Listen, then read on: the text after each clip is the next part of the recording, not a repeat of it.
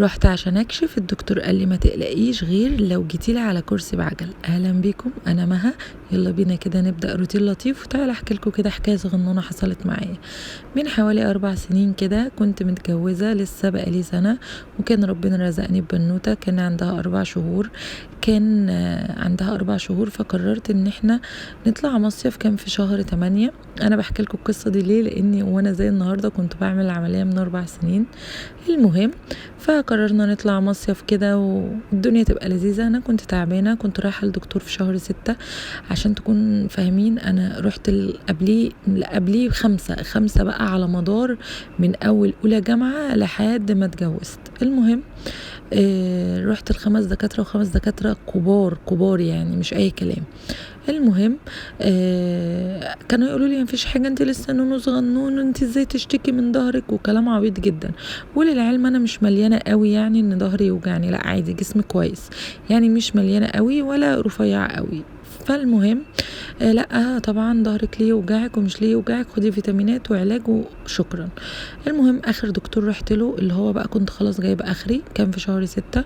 قال لي ما تقلقيش، انت اللي زيك عادي، انت لسه مخلفه ومش عارف ايه، امال لو جبتي 3 4 اسنانك هتقع، والكلام اللي انتوا فاهمينه ده. طب انا تعبانه مش قادره امشي. ما تقلقيش. عارفه تقلقي امتى؟ تقلقي اما تجيلي على كرسي كده مش قادره تمشي. انا فعلا رحت له على كرسي بجد. يعني عايزه اقول لكم، الكلام ده كان في شهر 6، رحت له في شهر 8. كنت في المصيف، نزلت الميه، طلعت، رجعت البيت، غسلنا الهدوم عادي بتاعتنا، ما وطتش ولا عملت مجهود في اليوم ده، بس انا خلاص كنت على اخري. المهم، نمت عادي بعد بقى ما طلعنا من الميه وكده، نمت وريحت. صحيت من النوم، يلا ننزل بقى ومش عارف ايه وكده، يلا بينا. فجايه بقوم من على السرير، بحط رجلي على الارض، فمش عارفه امشي. عارفين انتوا الاحساس ده؟ رجلي اليمين مش عارفه امشي، ما بتتحركش يعني، مش حاسه بحاجه خالص، رجلي ما بتتحركش نهائي. ف... فاللي هو ايه ده، في ايه؟ انا مش عارفه اتحرك يا جماعه، انا مش عارفه، مش بطلي هزار، يلا بقى اتحرك يا جماعه. انا مش عارفه احرك، مش عارفه امشي، مش عارفه. لا بس حاولي، مش عارفه، مش حاسه بحاجه. خلاص بقى الجزء اللي هو من اول وسط ده لتحت فصل، ما عدا الرجل الشمال. اللي هو ايه ده، في ايه يعني؟ كنت بجر رجلي كده. ايه اللي حصل؟ بقى ان انا نزلت على طول، رجعت. الكلام ده حصل معايا كان يوم الاربع. رجعت الجمعة الصبح. الدكتور ما كانش موجود. رحت له السبت في العيادة بتاعته. قال لي لازم عملية حالا حالا. ايه اللي حصل لي بقى؟ الغضروف انفجر، عمل لي ضغط على العصب. الضغط على العصب ادى ان يحصل لي سقوط في القدم، ويوقف بعض اجزاء في جسمي، ما احسش برجلي وكده يعني. المهم، اللي هو ايه، قال لي روحي فورا اعملي اشاعه وخدي الحقنه دي. هو ما قاليش انا الكلام ده دلوقتي يعني، هو يعني بقى انا رحت عملت الاشاعه، وبعد كده هو بقى ايه، قال لابن خالتي وجوزي ان هو لا، لازم تعمل عمليه وكده. فانا بطلوا هزار يا جماعه، عمليه ايه؟ انا فاكره ان انا هروح اخد حقنه هحس برجلي تاني والموضوع انتهى. المهم دخلت. الحسنه الوحيده اللي تشفع على الدكتور ده ان هو سهل لي عمليتي، لاني انا ما عملتهاش في مستشفى خاصه، انا عملتها عادي في مستشفى كانت حكومه بس كويسه، مش فاكره اسمها، بس هي كانت في وسط البلد متهيألي او حاجه زي كده. عملتها الحمد لله.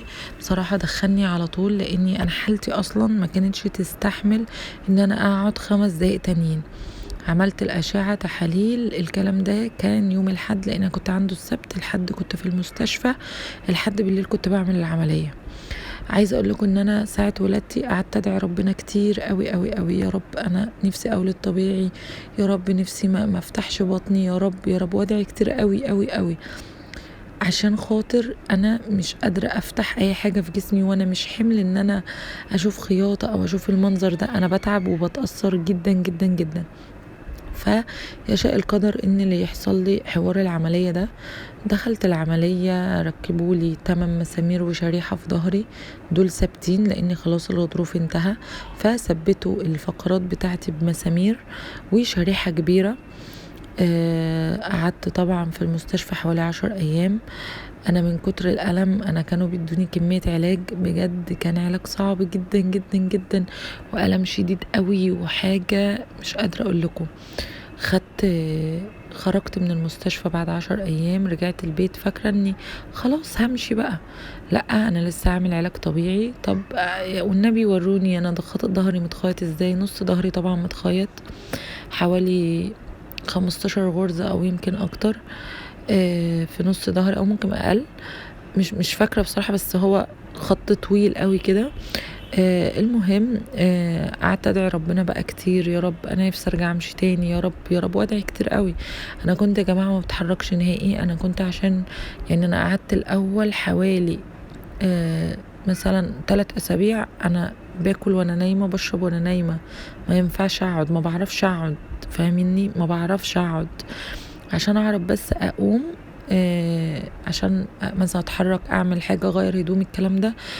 كان بابايا يبقى قدامي، اخويا جنبي الناحيه التانية، جوزي جنبي الناحيه التانية، اختي ورايا او اختي التانية ورايا، وبصوا ما ببقاش قادره، او مرات اخواتي والكلام ده. لازم حواليا يكون حوالي 4 5، ما ينفعش واحد بس. كنت عامله بقى، عارفين انتوا الشخص الهزيل اللي تحسوا ايه ده جسمه عظمة مدهون لحم زي ما بيقولوا، انا كنت كده. قعدت حوالي فترة طويلة، قال لي اعملي علاج طبيعي، عملت علاج طبيعي. لو تلاحظوا في فيديوهاتي هتلاقوني لابسة زي كبيرة كده في رجلي دي، اللي ما بقلعهاش نهائي، ما بعرفش امشي من غيرها، ولو قلعتها بقع، ما بعرفش امشي نهائي، فلازم تبقى في رجلي لابساها. الحمد لله اتعافيت، بس بعد حوالي سنة وشوية، بس ما خفتش تماما، لسه بلبس الكبيرة ولسه ما بحسش برجلي، ولسه رجلي كأنها مش موجودة والكلام ده كله.